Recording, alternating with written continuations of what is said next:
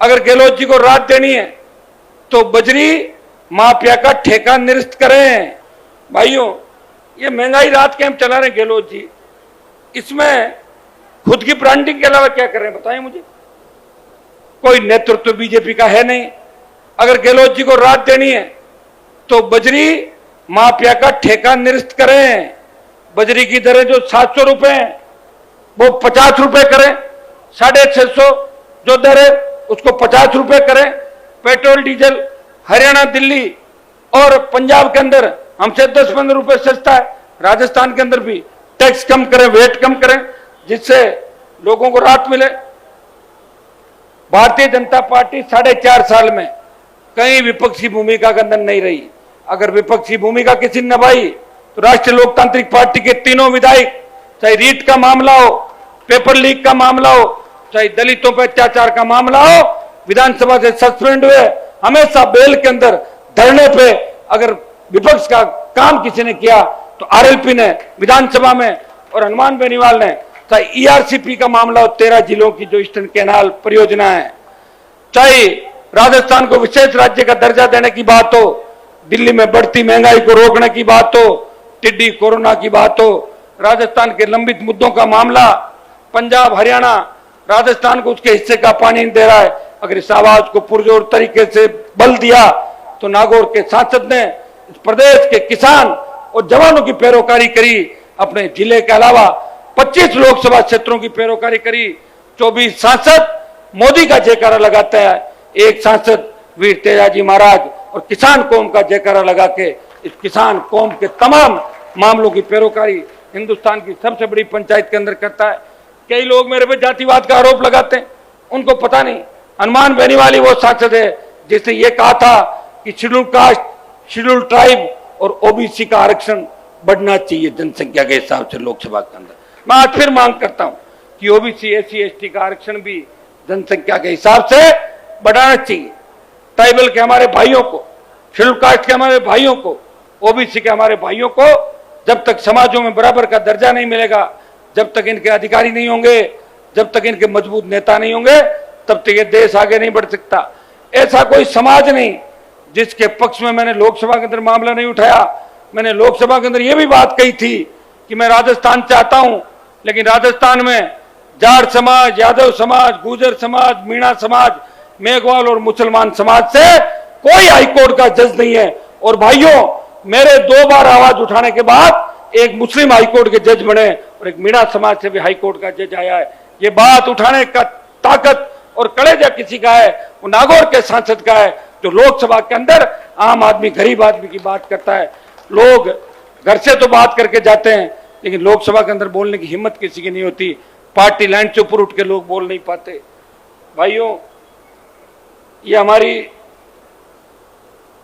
जो भी एक में एसीबी का एंटी करप्शन ब्यूरो जो बना रखा है, ये सही बात है, उसका नाम है भ्रष्टाचार निरोधक ब्यूरो, मतलब भ्रष्टाचार रोकने का ब्यूरो। लेकिन उसमें आप देखोगे ना तो 80% उन लोगों की नियुक्ति होती है जो भ्रष्टाचार करके धाप जाते हैं पूरा, और उसको पचाने के लिए वो लास्ट में जाते हैं एसीबी में। मैं कई लोगों को कहता हूं, आप कहां जाना चाहते हो? क्या मैं सिर्फ एसीबी में जाना चाहता हूं और अगली बार आपके पास आ जाऊंगा। मैं क्यों?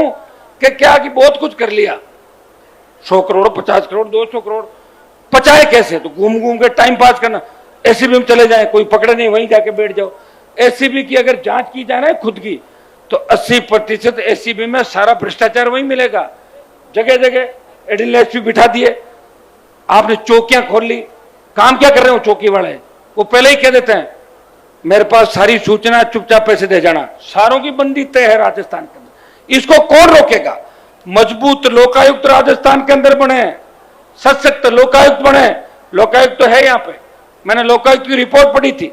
उस लोकायुक्त की रिपोर्ट के अंदर लिखा हुआ था 12 मुकदमे कि मुख्यमंत्री पे एफआईआर दर्ज की जाए।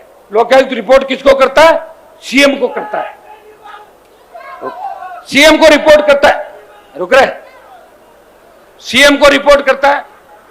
और सीएम खुद के खिलाफ एफआईआर कैसे करेगा बताओ मुझे?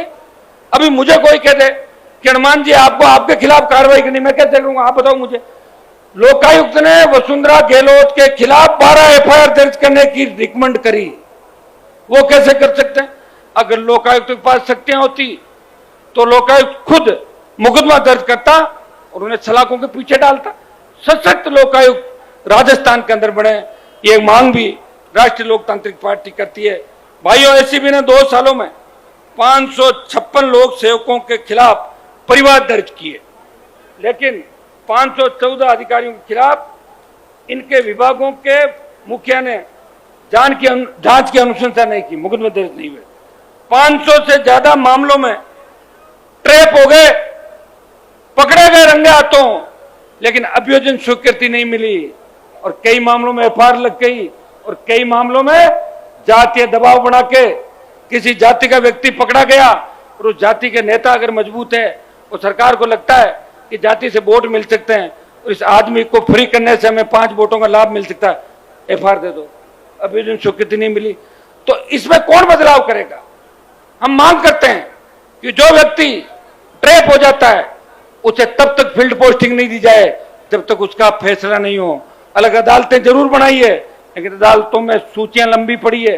अगर ट्रैप के बाद भी आप अगर सबूत मांगते हो और वेट करते हो और उस व्यक्ति को वापस फील्ड पोस्टिंग देते हो और 60 साल तक नौकरी करता है, उसके बाद आप क्या बिगाड़ लोगे?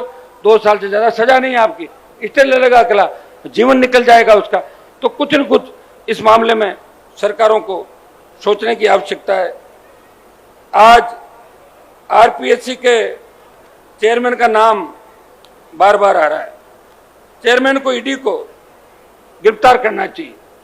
चेयरमैन पे हमने आरोप लगाए थे, जब जब प्रमोटिव पुलिस के अधिकारी आरपीएससी के चेयरमैन बने, चाहे हबीब खां गोरान हो, अपनी बच्ची के नंबर पर डालिए, खुद की बताओ। मैंने कहा क्या कर दिया आपने?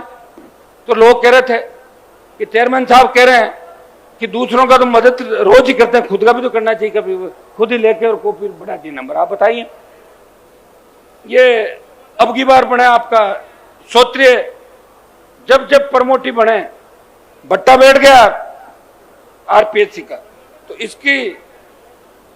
इसमें एफआईआर दर्ज करके इसको सजा देनी चाहिए। डूंगरगढ़ के ज्ञापन कहाँ है? ज्ञापन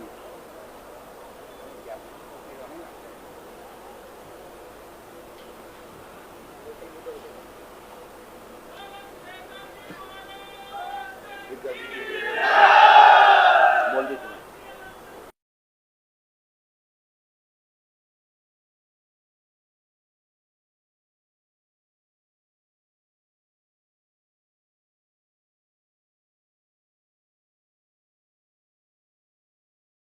आप हल्ला बोल में अभी रात की सुबह की 5 बजी है और लगातार हमारे तीनों विधायकों के साथ एसडीएम, सीओ, तमाम हमारे यहाँ के थानों के अधिकारी, एमई, जो प्रशासनिक अधिकारी सब मौके पे, और आप सब भी बड़ी संख्या के अंदर सुबह 5 बजे तक यहाँ बैठे हैं।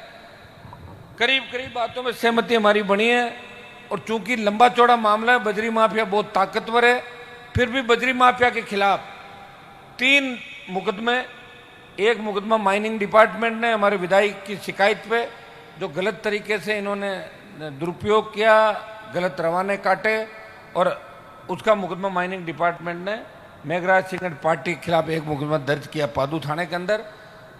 2 मुकदमे जो रसीद ट्रैक्टर, उनको ट्रैक्टर वालों को दी थी गलत तरीके से, 2 मुकदमे और दर्ज हुए हैं और बाकी जितने भी मुकदमे, जिन जिन लोगों की सूची आएगी वो मुकदमे और आपके पास आएंगे तो और मुकदमे दर्ज होते चले जाएंगे। इस बात का आश्वासन हम लोगों को इसके अंदर मिला है।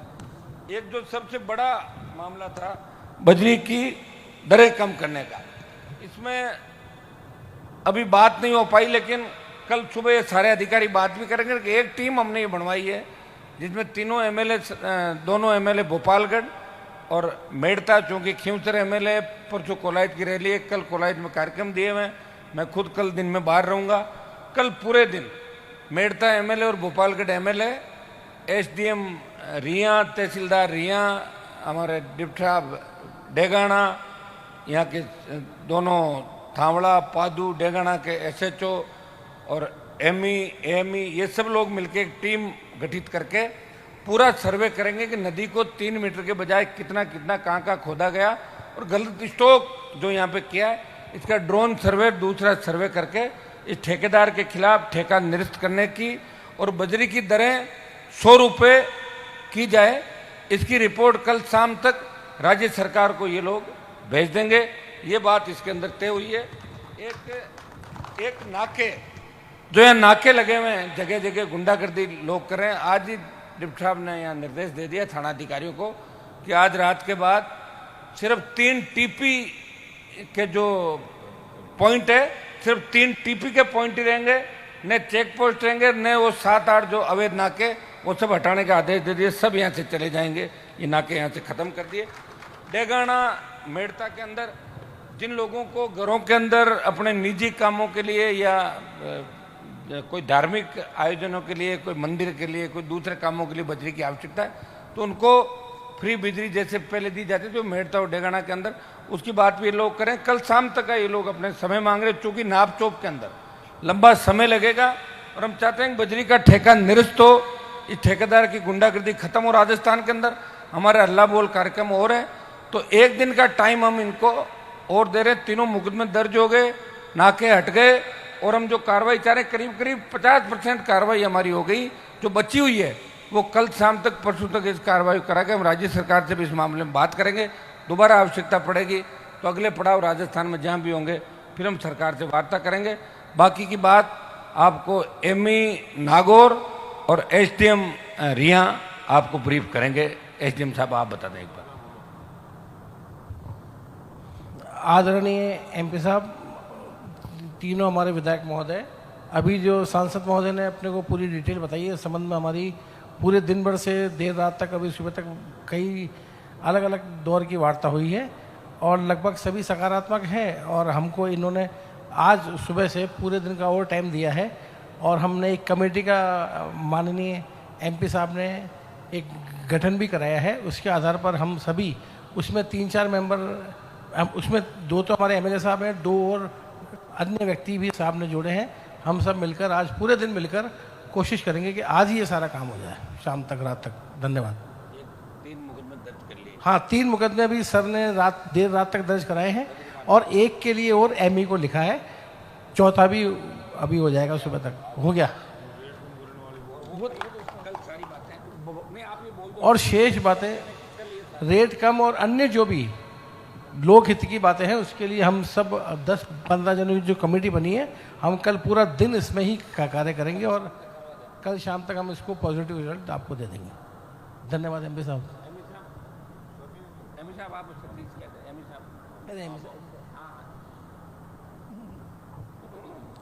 जैसा कि माननीय सांसद महोदय ने बताया है कि जो भी जनता की मांग थी बजरी को लेके, परेशानी को लेके, उन पे बिंदुवार चर्चा कर ली गई है और जो तत्काल हमारे हाथों में है, जिस पे कार्रवाई को लेके तय हो गया समय सीमा और अपने कार्य करने का, जो बजरी का जो लीज का भी नाप जोख है स्टॉक को लेके, वो कार्य कल करा जाएगा। इसके अतिरिक्त जो बिंदु है जिन पे फैसला राज्य सरकार के स्तर पे, उनके प्रस्ताव यहाँ से प्रेषित कर दिए जाएंगे